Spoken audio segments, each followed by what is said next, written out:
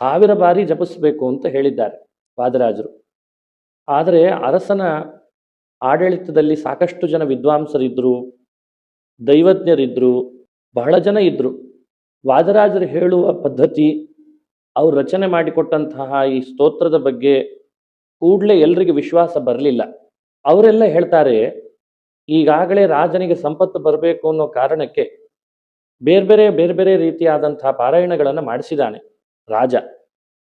ಬಹಳ ದೊಡ್ಡ ದೊಡ್ಡ ಮಂತ್ರಗಳು, ಬಹಳ ದೊಡ್ಡ ದೊಡ್ಡ ಸ್ತೋತ್ರಗಳು, ಪ್ರಸಿದ್ಧವಾದ ಪುರಾಣ ಪ್ರಸಿದ್ಧವಾದ ಸ್ತೋತ್ರಗಳು, ಅವುಗಳನ್ನೆಲ್ಲ ಪಾರಾಯಣ ಮಾಡಿಸಿದ್ದಾನೆ.